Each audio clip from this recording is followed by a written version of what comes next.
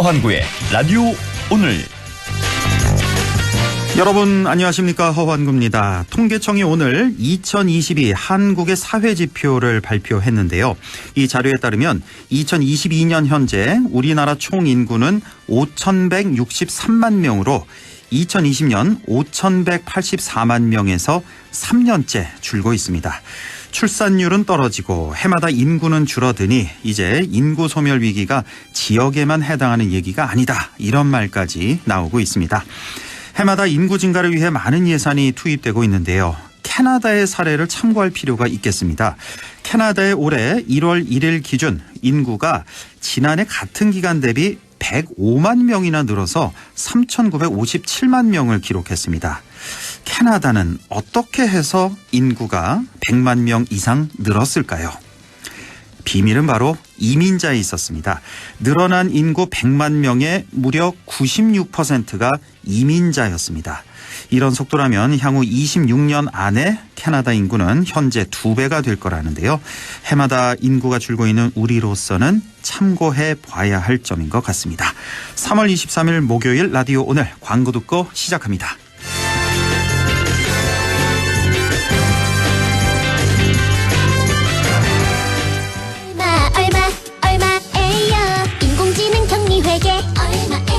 재고 관리 제조 생산 얼마에요? 건설 현장 ERP도 얼마에요? 얼마에요? ERP 월 39,000원. 창업기업은 6개월 무료, 비영리 관리도 얼마에요가 좋습니다. 얼마에요? 가입비 부가세 별도. 2023 한국소비자평가 픽업부문 대상수상 기념으로 렉스턴 스포츠가 모두에게 혜택을 쏩니다. 5년간 수리비 걱정 없는 퍼펙트 케어도 쏘고, 또는 선수율에 따라 무이자 최대 60개월도 쏘고, 놀라운 혜택 추가, 조기 폐차 후 구매 고객에게는 최대 100만원 특별 지원까지. 특별 한정 차량 상상 이상의 혜택, 지금 쌍용자동차 전시장에서 확인해보세요. 호텔식 컨시어지 서비스의 품격, 도시와 문화 인프라 속의 감격, 이 모든 걸 누리는 당신이라는 자격. 롯데에서 선보이는 상위 0.1%를 위한 하이엔드 시니어 레지던스 VL 르웨스트. 문의 1811-9996 롯데건설. 올해도 대한민국 앱게임 스타트업에게 더 많은 시작이 생겨나길, 작은 가능성들이 피어나길, 이것이 구글 플레이가 창구를 이어가는 이유. 구글 플레이와 중소벤처기업부가 앱게임 스타트업을 키워가는 창구 프로그램. 계속 함께 플레이. 구글 플레이. 에즈랜드 쉽고 빠른 인쇄. 에즈랜드 나만의 감성 굿즈. 대량 옵셋 인쇄, 소량 디지털 인쇄, 스마트 프린트 플랫폼 에즈랜드. 감사보고서, 세무조정 계산서도 에즈랜드. 네, 라디오 오늘 목요일 순서 시작합니다. 일부 보수의 눈으로 시사 현안 짚어보는 시간이죠. 천하무적, 국민의힘 전당대회를 마쳤던 천하람 변호사와 함께 하겠고요. 2부 이슈 오늘에서는 의성의 펫푸드 기업이 청년 창업 성공 모델로 주목받고 있습니다. 잠시 후 애니콩의 안은진 대표를 연결해서 자세히 알아보겠습니다. 이어서 진보의 눈으로 바라보는 지역과 전국의 정치 현안, 인미의 그래도 정치, 민주당 경북도당 인미애 위원장과 함께하겠습니다. 라디오 오늘 생방송 놓치신 분들은 유튜브로도 다시 들으실 수 있습니다. 많은 애청 바랍니다.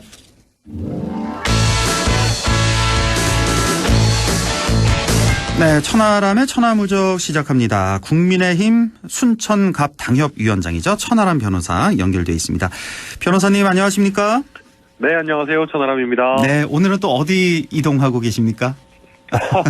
네, 오늘은 이동 중 아니세요? 있다가 이제 또 서울 방금 올라왔습니다. 아, 그래요. 예. 자, 오늘 좀 개인적인 것부터 좀 여쭤볼게요. 그 천하람 위원장에게 오늘 장해찬 청년 최고위원이 메시지를 보냈는데, 네. 천하람, 덩치에 좀 걸맞게 조건 없이 김기현 만나라 라고 했는데요.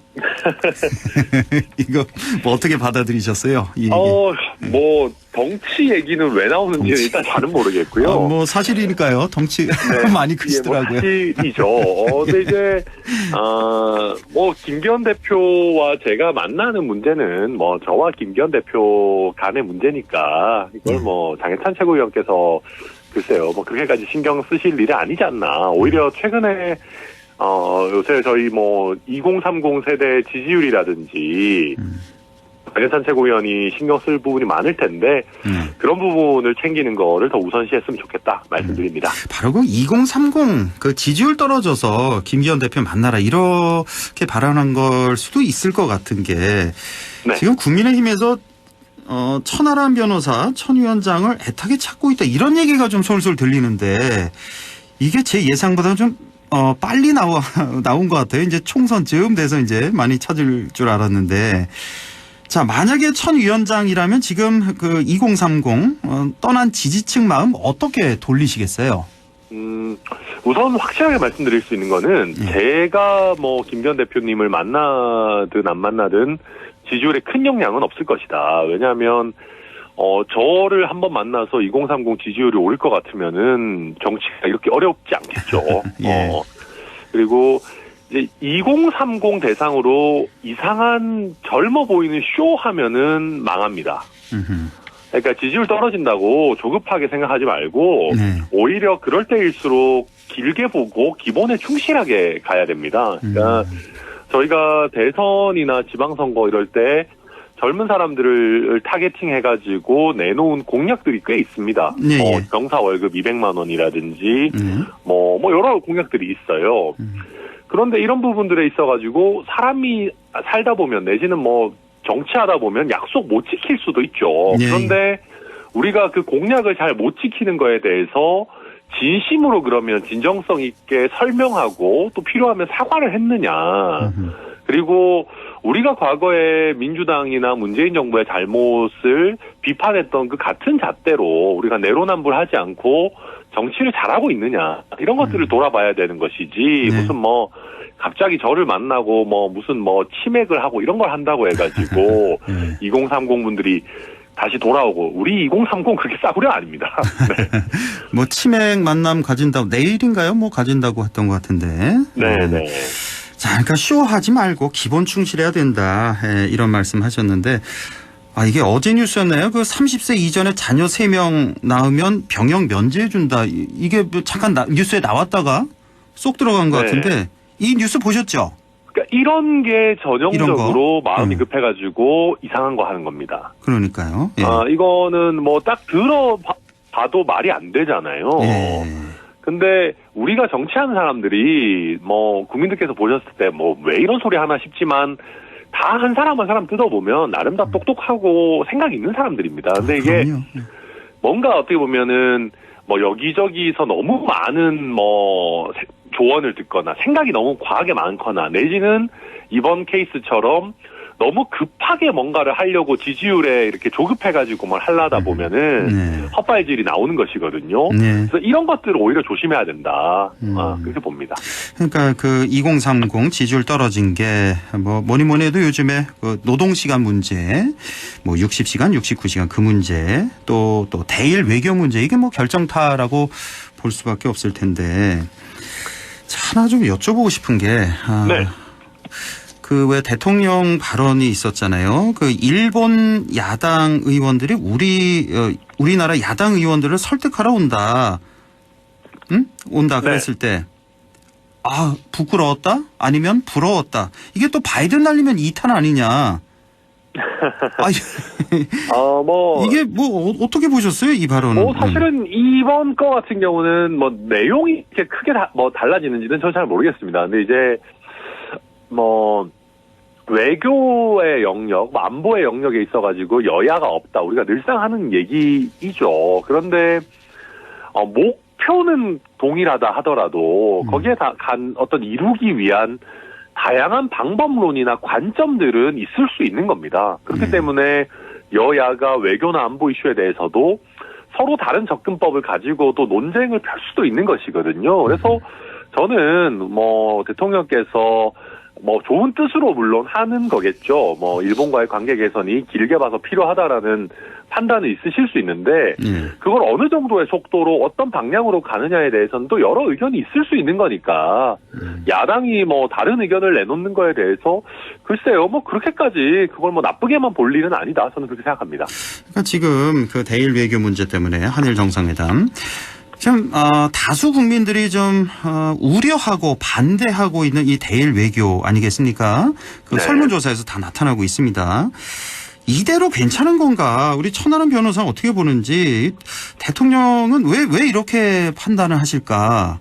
좀 분석을 좀 해보셨습니까? 우선 제가 봤을 때는 그 미국 쪽의 어떤 외교 관계자들, 전문가들의 의견들이 좀 있지 않았나라고 보입니다. 왜냐하면 지금 뭐 북한의 어떤 뭐 핵 위기 이런 부분들이 고조되고 중국과 대만의 긴장 관계, 또 러시아 우크라이나 전쟁 이런 식으로 동북아에 뭐 북한, 중국, 러시아의 어떤 여러 어떤 잘못된 행태들이 있기 때문에 거기에 맞서가지고 한국과 일본이 뭐랄까요, 좀 자유민주주의 가치 동맹을 좀 강화했으면 좋겠다라고 하는 뭐 그런 요청들은 우리 국제 외교가에서 항상 있어 왔습니다. 예. 그런데 이제 이런 부분들을 제가 봤을 때는 아마 대통령께서도 총선 직전이 되면 이런 부분을 건드리는 것이 더 어려워지니까 총선이 1년 이상 그래도 남아있는 지금 시점에 좀 풀고 가자라고 하는 판단을 한 것 같은데, 근데 문제는 이제 그 속도라든지 어떤 기브 앤 테이크 이런 부분에 있어가지고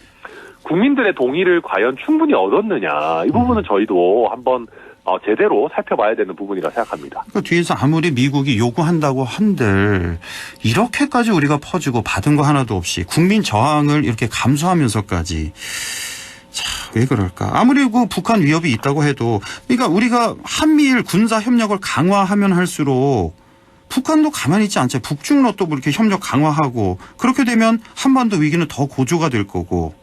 이렇게 되면 또 우리 한반도 우리만 또 피해 입는 거 아니겠습니까? 근데 극한 상황에 처해지면 만약에 뭐 교전이라도 발생한다고 하면 우리 땅에서 있을 거 아니에요. 근데 이제 뭐 늘 그렇습니다만은 결국은 북한의 태도 변화가 좀 필요한 부분인 것이고요. 왜냐하면 우리가 사실 문재인 정부 시절에 굉장히 이제 인내하는 태도를 많이 보이고 또 여러 가지 협력을 했지만 결국 북한의 근본적인 태도 변화를 이끌어내기는 어려웠습니다. 이게 뭐 저도 여당 소속이지만 이게 단순히 문재인 정부의 무능이다라고 치부하고 넘어가기에는 북한의 어떤 그 여러 가지 그 정치 태세나 어떤 정치 그 어떤 집단이 정상적이지 않은 부분들이 분명히 있거든요. 네. 그러다 보니까 우리가 평화를 지키기 위해서는 무엇보다도 또 굳건한 안보 태세를 해야 되는 부분들이 있기 때문에 또 한미일 군사 어떤 그 연계, 뭐 대비 태세 이런 부분들에 대해서는 또 꾸준한 점검이 필요하지 않나 생각됩니다. 네. 뭐 할 얘기는 정말 많은데 이 얘기는 여기까지만 하고, 자, 국민의힘 지도부가 오늘 전북 전주를 찾았다고 하는데 네. 지금 호남에서 국민의힘의 분위기는 좀 어떻습니까? 아무래도 걱정이 많죠. 이제 김종인 체제, 이준석 체제에서 호남을 위해서 나름대로 저희 국민의힘이 노력을 많이 했고. 또 1년 전에 참 좋았잖아요. 지역에서 어느 정도 인정해 주셔가지고. 예. 저희 정당 지지율이나 뭐 저희 대선 지선에서도 역대급 성적들을 그래도 많이 거뒀습니다. 물론 뭐 만족할 만한 수준은 아닙니다만은. 예. 근데 최근에 김재원 최고위원의 발언이라든지 이런 게 나오면서 호남에서도 민주당 안 좋아하는 분들 많거든요. 네. 그렇다 보니까 민주당의 어떤 건전한 경쟁 세력, 대안 세력으로서 국민의힘이 좀 성장해줬으면 좋겠다. 내가 국민의힘을 무조건 지지하거나 뽑진 않더라도 그런 유권자들의 요청이 많은데 그런 게 점점 이제 또 어려워지는 거 아니냐. 또다시 또 민주당 어쩔 수 없이 민주당밖에 뽑을 수 없는 쪽으로 가는 거 아니냐. 그런 우려들이 많습니다. 그렇군요. 얼마 전에 또 5.18 발언을 했던 그 김재원 최고위원 있잖아요. 네네. 오늘 거기 가셨나요? 김재원 최고위원만 또 유독 불참을 했는데 제가 이제 그런 것 아쉬운 게 그런 겁니다. 뭐 물론 뭐 개인적으로 중요한 일정이 있었는지 모르겠습니다만은 예. 핵심적인 메시지가 김재원 최고위원이 현장에 가서 명확한 어떤 사과의 메시지 이런 것들이 나왔었어야 되는데 그게 없다 보니까 오늘의 그 호남 현장 최고위 일정이 좀 안고 없는 찐빵처럼 된 거 아닌가 그런 아쉬움이 있습니다. 다른 최고위원은 몰라도 김재원 최고위원은 꼭 갔었어야 되는데 오늘 호남 방문을 했었어야 되는데 못 갔군요. 자, 그리고 지금 뭐 여론을 의식한 건지 여당 초선 의원들이 원래 방일 일정이 있었다고 하는데 이걸 전격 취소했다고 하는데 이 결정은 어떻게 보세요? 저는 잘했다고 생각합니다. 그러니까 애당초에 이게 이제 뭐 예를 들면 여야 의원들이 함께 방일을 한다거나 아니면 무슨 뭐 한일 의원 연맹 뭐 이런 것들이 있습니다. 이제 그렇게 해서 원래 일본과 어떤 외교 관계가 있던 의원들이 방일하는 거라면 모르겠는데 네. 여당의 의원들만 줄줄이 가가지고 뭐 일본에 간다고 해서 그게 어떤 뭐 실질적인 의미가 있는 것은 아니거든요. 네. 그래서 이게 오히려 그냥 약간 좀 보여주기식의 쇼가 될 수 있고 오히려 갔다가 일본 측의 또 다른 요구 조건들만 듣고 오는 그런 결과가 될 수도 있습니다. 그래서 저는 안 가기로 한 결정이 맞고 애당초 이런 기획 자체가 조금 무리한 게 아니었나 뭐 그렇게 생각합니다. 네. 헌법재판소가 오늘 이른바 검수완박에 대한 결정을 내렸는데요. 네. 이게 좀 내용이 복잡하기도 하고 이게 그거죠. 왜 법안 통과시킬 때 민영배 의원 왜 네, 꼼수 탈당해서 거죠. 예. 문제가 됐던 이거 오늘 결정 어떻게 보셨습니까? 일단 내용 간단하게만 말씀드리면은 이게 이제 우리 헌법재판관의 다수가 지금 그런 법사위 의결 과정에서 좀 표결권, 심의권을 좀 침해한 문제는 있었다. 절차적인 네. 그런 부분은 확인했지만 다만 이 검수완박 법안이 무효다라고 하기에는 좀 부족하다. 그래서 효력은 인정하되 절차상 하자가 있었다라는 걸 확인하는 그런 결정을 내놨습니다. 그래서 네. 이런 거에 있어가지고 여당에서는 또 강하게 반발을 하고 있는 지금 저희 국민의힘에서는 그런 상황이고요. 예. 뭐 그렇습니다. 네. 한동훈 장관도 상당히 반발하는 인도합니다. 뭐 약간 목소리 이제. 냈고 네. 이게 지금 5대4로 결정 났다면서요. 네, 그렇습니다. 혹시 이게 뭐 헌법 재판관들 어떤 뭐 성향 뭐 이런 거에서 나온 거라고 보십니까? 뭐 어떻게 해석하세요? 저는 그런 얘기는 안 하는 게 좋다고 생각합니다. 그러니까 무슨 얘기냐면 물론 법관이나 재판관들도 사람인 이상 성향이 있을 수는 있겠죠. 근데 입장 바꿔놓고 그러면은 윤석열 정부 후반부가 되면은 윤석열 정부에서 임명한 헌법재판관들도 많아질 겁니다. 그러면 그때 돼가지고 뭐 민주당에서 헌법재판관들 성향 때문에 우리 못 받아들이겠어요라고 얘기하면은 국민의힘이 그럼 그거 박수 칠 겁니까? 아니거든요. 그러니까 우리가 특히 대법원이나 헌법재판소처럼 최고 법원의 판단에 대해서는 저희가 너무 뭐 유감이다, 아쉽다 이런 정도의 언급은 할 수 있겠지만은 뭐 개별 법관들의 성향까지 공격해가면서 이거를 못 받아들이겠다라고 하는 거는 저는 책임 있는 정치인이나 정당의 자세는 아니다 그렇게 생각합니다. 그렇군요. 역시나 우리 천하람 변호사 상식적이고 또 내로남불 안 하는 그런 말씀이셨고 그 이재명 대표 어제 기소했잖아요. 네. 대장동 관련해서 4천억 원대 배임 또 성남FC 관련해서 100억 원대 제3자 뇌물죄로 기소를 했는데 자 이렇게 기소가 되자 민주당에서 당원 80조에 관해서 이재명 대표 이 제외를 시켜서 지금 논란이 되고 있습니다. 이 어떻게 보셨어요? 우선 아쉽죠. 아쉽고 이게 사실은 뭐 이걸 너무 쉽게 이제 많은 사건들을 정치 탄압이다라고 하게 되면은 그 민주당의 당원 80조라는 게 의미가 없어집니다. 이게 나름대로 그 문재인 당시 당대표 때 혁신안으로 만들었던 그런 규정인데 좀 그 빛을 잃었다라고 보여지고요. 뭐 현재 민주당 입장에서는 뭐 어쩔 수 없다라는 얘기지만 뭐 핑계 없는 무덤 없거든요. 뭐 매사 다 어쩔 수 없는 겁니다. 그게 따지면. 근데 이런 거에 있어가지고 이제는 그 민주당 내에서도 이재명 대표가 조금 질서 있는 퇴진을 해야 되는 거 아니냐라는 얘기들이 점점 더 많이 나오게 되지 않겠느냐. 그렇다면 우리 국민의힘 입장에서도 이재명 대표 탓만 하는 정치 말고 이재명 대표가 없는 민주당에 대한 대안도 항상 고민해야 된다. 저는 뭐 그렇게 봅니다. 이재명 대표의 이 의혹들 개인 부패로 보십니까? 정치 탄압으로 보십니까? 저는 기본적으로 개인 부패로 봅니다. 왜냐하면 이게 민주당 당대표를 하는 과정에서 어떤 정치적인 사건에 연루돼서 있었던 일이라면은 뭐 정치 탄압이다 이런 말이 어느 정도 성립할 수 있겠지만 과거에 이제 성남시장을 하면서 뭐 있었던 일이고 또 측근들이나 관계자들이 많이 이미 구속돼 있는 상황이기 때문에 사건의 실체가 아예 없다고 할 수는 없는 것이거든요. 그래서 뭐 저는 이걸 가지고 정치 탄압이다라고 보기는 좀 무리가 있지 않나 생각합니다. 알겠습니다. 오늘 말씀 여기까지 듣죠. 천하람의 천하무적 국민의힘 순천갑 당협위원장 천하람 변호사와 함께했습니다. 고맙습니다. 네. 네, 라디오 오늘 2부에서 뵙겠습니다.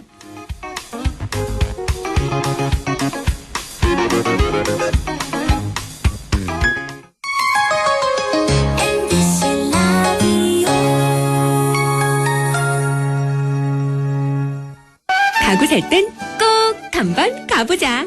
안동 명품 가구 백화점. 흑표 흑침대, 양성국 갤러리, 금성침대, 한국 가죽 소파, 장수돌 침대. 다양한 브랜드 가구를 한 곳에서 쇼핑할 수 있는 대형 가구 전시장. 안동 명품 가구 백화점. 오늘도 안전하게 음주운전 예방 수칙 알려드립니다. 첫 번째, 술자리가 예정된 경우 미리 귀가 방법을 정하고 차는 가져가지 않는 것이 안전합니다. 두 번째, 음주 후 자전거나 전동 킥보드를 이용하는 것도 음주운전 처벌 대상에 포함됩니다. 세 번째, 과음을 한 다음 날에는 대중교통을 이용해 주세요. 숙취 음주운전 역시 처벌 대상입니다. 네 번째, 음주운전을 방조하는 경우에도 3년 이하의 징역형 또는 1,000만 원 이하의 벌금형에 처해질 수 있습니다. 적극적으로 말려주세요. 위험한 음주운전 미리 예방하여 소중한 생명을 지켜주세요.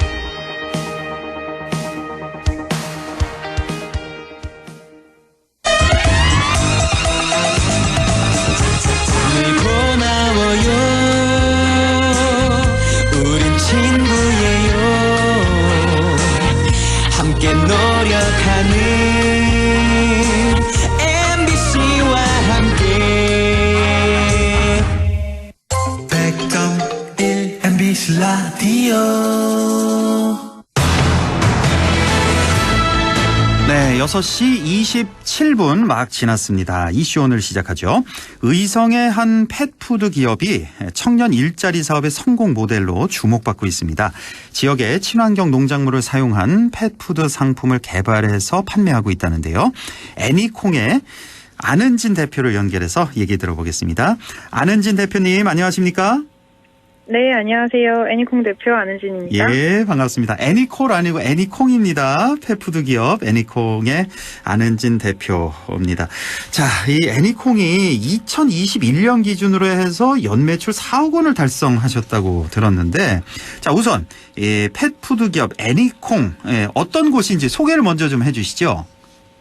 네, 애니콩은 반려동물 건강식품 브랜드로 경북 의성 지역의 농산물을 이용해서 건강하고 청결하게 반려동물 간식을 생산하는 기업인데요. 네. 브랜드 네임의 애니는 저의 영어 이름이고 콩이는 제가 키우는 반려견 이름입니다. 아, 그래요? 그래서 네, 사람과 반려동물이 함께하는 그런 기업이라는 뜻을 담아서 이렇게 짓게 됐습니다. 영어 이름 애니 아니군요. 우리 안은진 대표. 네, 맞습니다.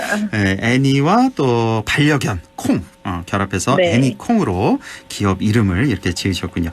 자, 그런데 단순히 반려동물 관련 식품 판매만 하는 건 또 아니라고요. 다른 것도 어떤 걸 하세요? 네, 반려동물 식품뿐만 아니라 다양한 콘텐츠 사업도 진행을 하고 있는데요. 네. 인스타그램과 유튜브를 통해서 반려동물이 함께 갈 수 있는 장소를 소개를 하기도 하고 저희가 애니콩 캐릭터 콩패밀리라고 있어요. 그래서 네. 웹툰도 연재를 하는데 이 웹툰에는 다양한 반려동물 관련 정보도 같이 포함되어 있어서 이런 정보 전달성 콘텐츠 사업도 같이 진행을 하고 있습니다. 그래요. 인스타그램, 유튜브 활발히 활동하시고 웹툰까지 연재를 하신다고요? 네. 그렇군요. 예. 자, 펫푸드 제품을 그러면 모두 직접 다 만들고 있는 거예요? 안 대표가? 펫푸드 원재료를 씨앗부터 경북 의성 지역에서 생산해서 만들고 있고요. 예. 원산지 출처가 어딘지 모르는 원료들은 사용을 안 하고 방부제나 첨가물 없이 자연 그대로 제품을 펫푸드로 만들어서 판매 중입니다. 현재는 경북 의성 본사랑 대구 지사 두 곳에서 펫푸드를 생산해서 판매하고 있고요. 아, 공장이 두 곳이에요? 네, 두 군데로 나눠져 있습니다. 그래요? 예. 그렇군요. 그러니까 원재료에 신경을 쓰신 거군요. 의성에서 네. 나는 원재료만. 예. 네. 아까 반려동물 간식을 만드는 사업이라고 했는데 예를 들어서 뭐 어떤 종류를 만드시는 거예요? 저희가 직접 판매하고 있는 제품들은 예. 강아지 케이크라든지 붕어빵 그리고 뭐 타르트, 도넛 이런 종류를 위주로 판매를 하고 있어요. 강아지 케이크도 따로 있나요? 요즘은 강아지 케이크 반응이 엄청 좋습니다. 그래요? 그것도 네. 사람도 같이 먹어도 괜찮겠네요. 네, 사람이 먹는 원재료로 다 만들기 때문에 사람이 예. 먹어도 되고요. 근데 다만 아이들 먹는 간식처럼 되게 건강한 그런 맛이 납니다. 그래요. 예. 목소리가 되게 좀 어리게 느껴지거든요. 실례지만 혹시 20대신가요? 네, 20대입니다. 20대 이 젊은 나이에 사업체 네. 대표를 하고 계시는군요. 공장을 두 곳에 놔두고. 예. 자, 의성에는 그럼 언제 이렇게 오신 거예요? 혹시 의성이 고향이신가요? 네, 원래 고향이 의성이기도 한데요. 저는 고등학교 시절까지 의성에서 생활을 했고요. 네. 그러고 이제 대학 진학을 위해서 타지로 나갔다가 다시 의성으로 돌아와 창업을 하게 된 케이스입니다. 예. 그래서 어떻게 어떤 지원 같은 걸 좀 받으셨나요? 자치단체? 네네. 처음에 제가 이제 의성에 다시 온 이유는 예. 지역에 청년 창업 지원 프로그램이 있다고 해서 지원을 하게 됐었어요. 근데 그게 이제 선정되면서 의성으로 다시 들어온 거죠. 의성 군에서 하는 그 청년 네. 창업 지원 프로그램 여기에 네네. 선정되셔서 다시 돌아오신 거군요. 네. 20대면은 그 당시에 갓 대학을 졸업했을 때일 것 같고 사회 경험도 없었을 텐데 어떻게 처음에 창업을 하신 거예요? 이전에 창업 경험도 없으셨잖아요. 네, 저는 첫 창업입니다. 그러니까요. 애니콩 같은 경우는 제가 처음부터 이렇게 애니콩을 해야겠다, 이 사업을 해야겠다 하고 시작한 게 아니라 네. 제가 반려동물을 입양하고 나서부터 이런 생각을 조금씩 하기 시작했었는데요. 제 반려동물 이름이 콩이라고 말씀드렸잖아요. 근데 이 콩이라는 강아지가 유기견이었어요. 그래가지고 제가 처음에 데려왔을 때는 버림받았다는 그 생각 때문인지 밥도 잘 안 먹고 기운도 없고 이런 되게 좀 안쓰러운 강아지여가지고 예. 제가 이것저것 많이 만들어줬었어요. 그 당시에. 예. 근데 집에서. 또 제가 직접 만들어주는 거는 엄청 잘 먹더라고요. 그래서 그런 거에 대해서 좀 아이디어를 얻기도 하고 이런 거를 사업을 하면 좋겠다라고 생각해서 이제 펫푸드 사업을 하게 됐습니다. 근데 그 시기가 또 의성 지역에서 전국 최대 규모로 패돌드라는 반려동물 테마파크가 생길 때였거든요. 예. 그래서 이때다 싶어서 창업을 바로 하게 된 거죠. 이 패돌드 저희 이 방송하고 또 인터뷰도 했었거든요. 그래요? 네. 여기 잘 되고 있나요? 패드월드는 참? 혹시 가보셨어요? 지금 저희 제품도 같이 내부에 입점이 돼 있기도 하거든요. 거기 입점이 돼 있군요. 네네. 예, 알겠습니다. 처음에 소개해드릴 때 2021년 기준 연매출 4억 원이라고 소개를 해드렸는데 네네. 작년에는 어땠어요? 좀 더 성장했나요? 2022년. 작년에는 저희가 대구 지점도 오픈하고 하면서 지출이 조금 많았습니다, 사실.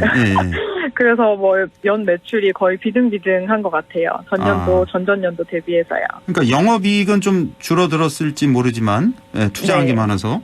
매출은 더 늘지는 않았나요, 혹시? 공장 하나 더 생겼는데? 매출은 조금 더 늘었죠. 더 늘고, 계속 성장을 해야 되는 상황이다 보니까 매출은 꾸준히 조금씩 늘고 있습니다. 올해도 3개월 지나고 있는데 점점 늘고 있고요, 올해도. 그럼요. 전년도 대비 조금 성장을 했습니다. 그러니까요. 저는 개인적으로 반려동물 키우고 있지 않는데 주위에 이렇게 키우는 분들 보면은 정말 사람보다 더 아끼더라고요. 네, 그렇죠. 요즘은 가족이니까요. 그러니까 완전히 가족으로 그렇게 생각을 하던데 아까 그 의성군의 지원을 받으셨다 그랬는데 그 경상북도하고 의성군이 추진했던 이웃사촌 시범마을 있잖아요. 여기 이거 이제 우리 지역에서 좀 유명한데 청년 일자리 사업을 이제 창업하셨다고 했는데 구체적으로 좀 어떤 도움을 받으신 건가요? 도움이라고 하면 청년 일자리 사업으로 다양한 컨설팅과 자금 지원을 받았는데요. 컨설팅과 자금 지원? 네네. 아무래도 첫 창업이다 보니까 법률적인 부분이라든지 법무사, 세무사 이런 게 좀 많이 약했었는데 그런 부분들을 연계시켜 주셔서 단기간에 좀 많이 배웠던 것 같아요.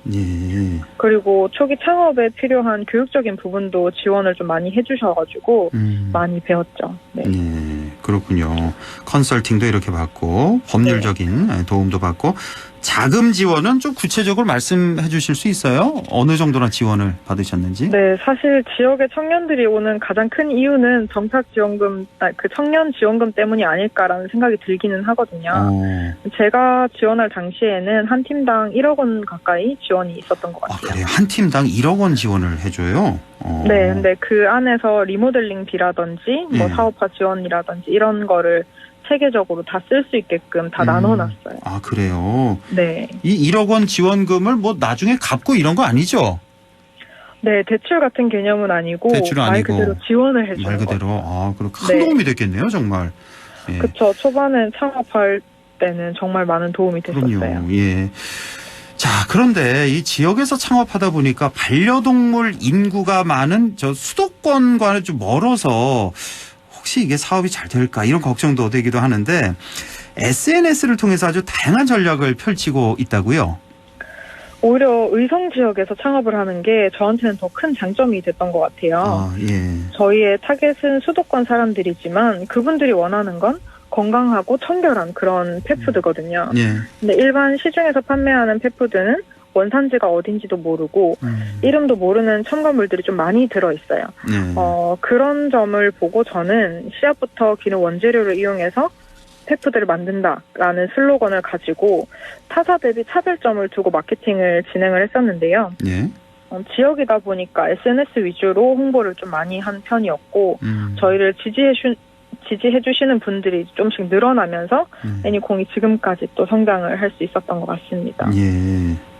또 뭐 유튜브랑 인스타그램 채널을 운영하는 것도 도움이 좀 많이 됐었는데요. 예.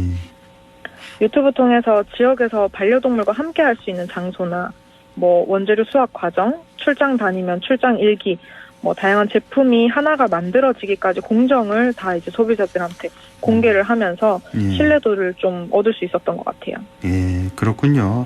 하긴 뭐 요즘에는 뭐 거리는 상관은 없잖아요. 다 온라인 구매가 많지 않나요? 네, 대부분이다. 아무래도 온라인으로 구매하시는 분들이 거의 대부분이세요. 뭐 검색창에 애니콩 치면 되겠습니까? 쭉 나옵니까? 네, 애니콩 치면 뭐 기사부터 블로그 후기까지 쭉 다 그래요? 뜹니다. 네. 한번 들어가 봐야 되겠네요. 예. 자, 애니콩의 안은진 대표, 앞으로 포부와 계획이 있다면요? 애니콩은 앞으로도 농촌 지역과 상생하는 기업이 될 텐데요. 또한 단순히 펫푸드를 생산해서 판매하는 기업이 아니라 반려동물에 관한 상식이나 다양한 정보 전달을 통해서 건강한 반려동물 문화를 선도하는 기업이 되는 것이 목표입니다. 그렇군요. 자, 지금 창업을 고민 중인 청년들에게 하고 싶은 조언이 있다면요. 마지막으로. 초기 창업 단계에는 생각했을 때 실행으로 옮기는 실행력이 가장 중요한 것 같은데요. 지금 이 라디오를 들으면서 창업을 고민 중인 청년들은 지금 바로 창업을 생각하는 것을 실행으로 옮겨보는 것도 좋은 것 같아요. 아, 바로 실행 옮겨보라? 네. 예. 청년들은 자본이 없는 대신에 시간이라는 더 중요한 그런 게 있잖아요. 예. 시간을 내서 뭐 정부에서 지원해주는 다양한 창업 혜택들을 찾아보시는 것도 추천을 드리고요. 뭐 그리고 저처럼 뭐 경쟁이 치열한 서울 경기 지역이 아니라 농촌 지역에서도 아이템이랑 브랜딩만 잘한다면 충분히 경쟁력 있게 살아남을 수 있다는 것도 알려드리고 싶네요. 그렇군요. 우리 청년들에게 이런 조언까지. 우리 청년들 자본이 없는 대신에 시간이 있지 않냐. 한번 실패하더라도 지금 바로 도전을 해봐라. 이런 용기를 또 주시네요. 아, 자본도 없고 시간도 없는 저 같은 장년은 어떻게 하죠? 뭐 조언 주실 거 없어요? 대신 연륜에 대한 그런 게 있지 않을까요? 살아온 생활에 대한 지식이 많으실 테니 아이고, 고맙습니다. 네, 잘하실 거라고 생각됩니다. 아주 부럽습니다. 일단 나이도 부럽고 이렇게 사업 성공하시는 것도 참 부럽고. 예. 네. 아, 이 말도 참 좋네요. 수도권보다는 오히려 지역이 경쟁력이 있다. 이렇게 또 분석을 하시는군요. 예. 자, 오늘 말씀 여기까지 듣겠습니다. 펫푸드 전문 기업이죠. 애니콩의 안은진 대표와 함께했습니다. 고맙습니다. 감사합니다. 라디오 오늘에서는 청취자 여러분의 참여를 기다리고 있습니다. 우리 지역에서 발생한 사건 사고 소식이나 함께 토론하고 싶은 내용을 안동 MBC 홈페이지 라디오 오늘 게시판에 올려주시기 바랍니다.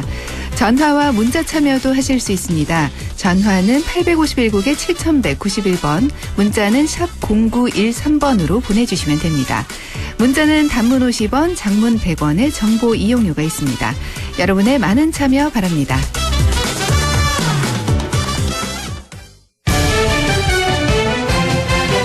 네, 임미애 그래도 정치 시작합니다. 더불어민주당 경북도당 임미애 위원장 연결돼 있습니다. 안녕하십니까? 네, 안녕하세요. 네, 자 어제 국회 정개특위에서 선거제도 네. 개선에 관한 결의안이 채택됐는데요. 네. 자, 이 내용도 좀 살펴봐야 되고 앞으로 선거제도 관련 일정도 좀 궁금한데요. 자, 먼저 국회가 전원위원회를 열어서 선거제도 개선에 관한 의원 전체 자유토론을 하겠다 이렇게 밝혔는데 네. 이 전원위원회라는 게 뭔지부터 좀 설명을 해 주실까요?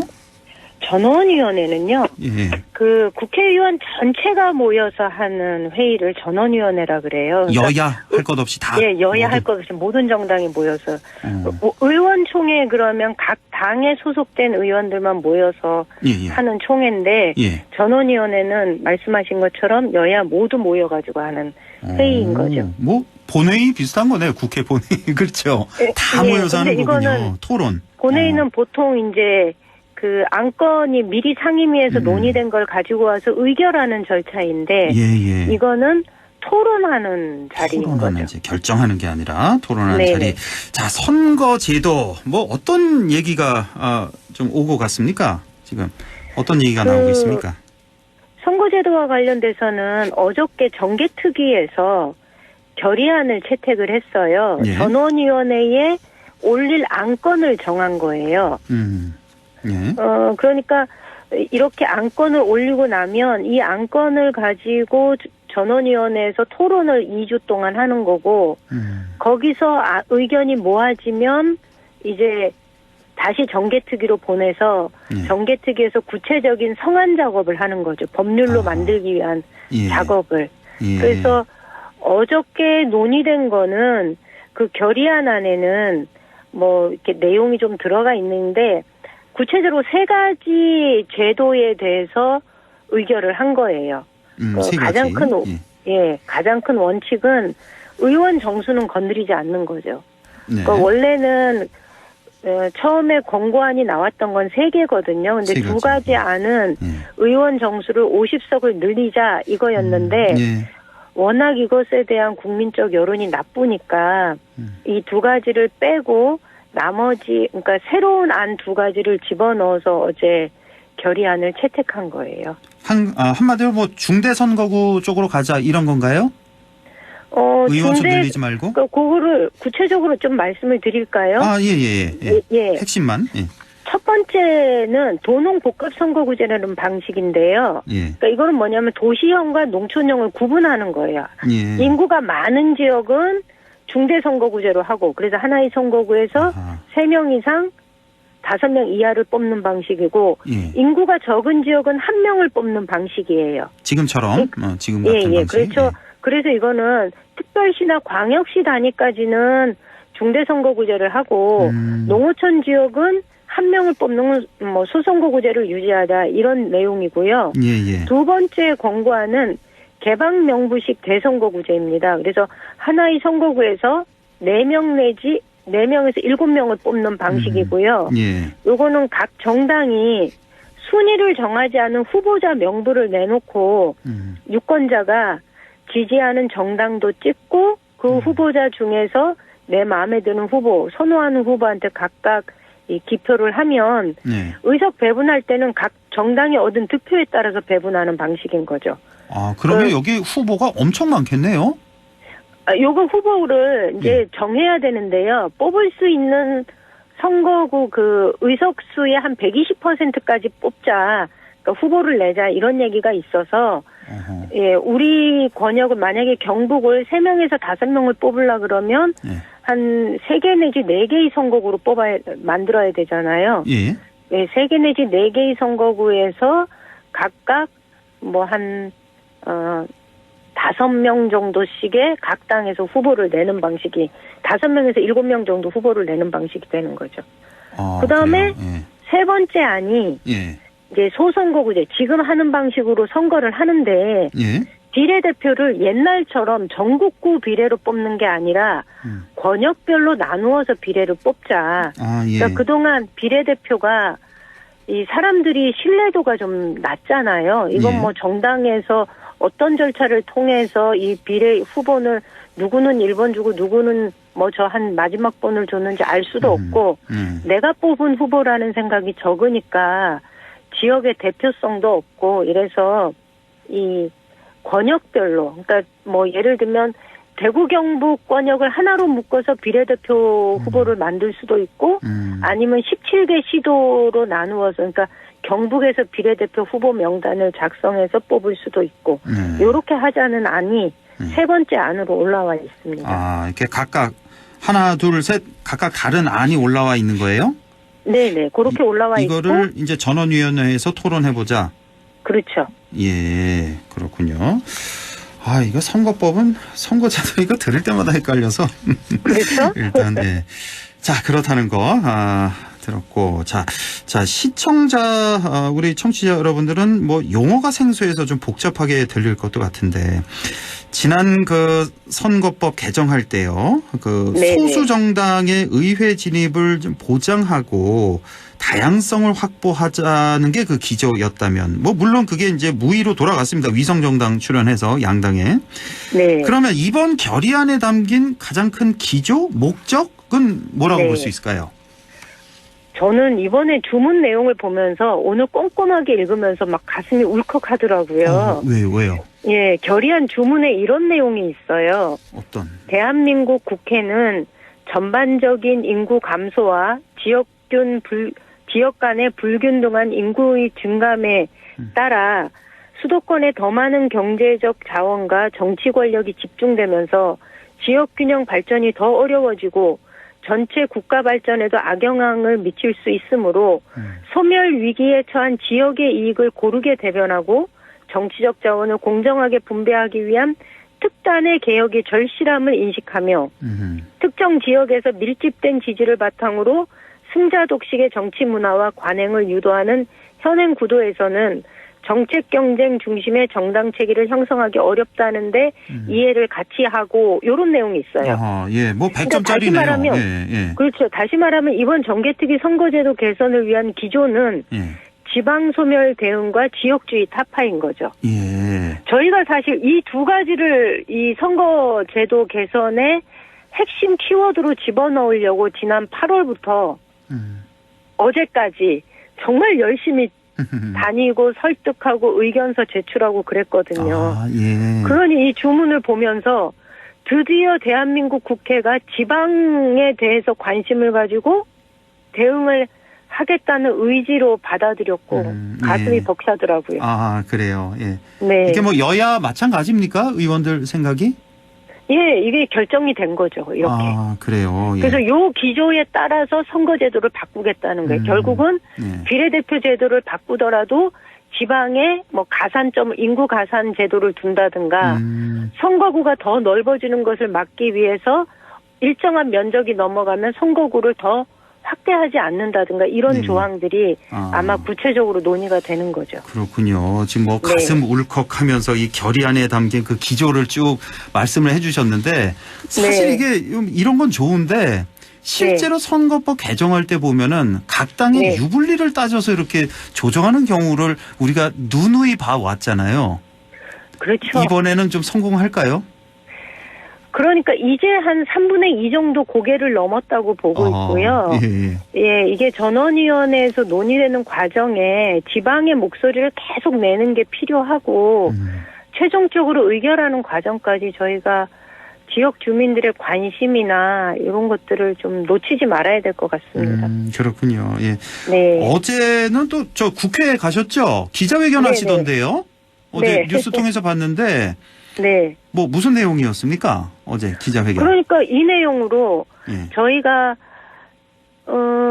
이 지방 소멸과 지역주의 극복이라는 키워드를 가지고 선거제도를 바꿔야 되는데 네. 지금 돌아가는 형태가 그러지를 않아서 뭐 아까 첫 번째 안처럼 인구 과밀 지역은 대도시는 중대선거구제하고 네. 인구가 적은 농어촌 지역은 소선거구제를 하자는 얘기가 계속 있으니까 저희 호남의 국민의힘 지역위원장하고요. 예. 영남의 민주당의 지역위원장들, 그러니까 농어촌을 기반으로 하고 있는 지역위원장들의 의견서를 저희가 만들었거든요. 다 예, 예. 일일이 서명을 받아가지고. 아, 그래요?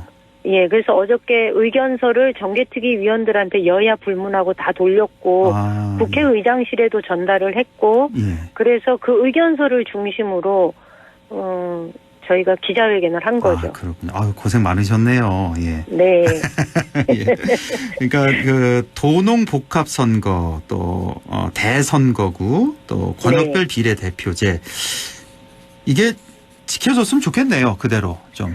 그렇죠. 그 셋 중에 어느 것이 된다 하더라도 그래도 지역에 그 가산을 주는 제도는 아마 도입이 될 것 같습니다. 아, 그래요. 예. 네. 지켜보겠습니다. 이게 원래는 4월 1일까지인가요? 4월 10일까지 원래는 선거법상으로 4월 10일까지. 10일까지인가요? 예. 네. 그때까지는 좀 힘들겠죠?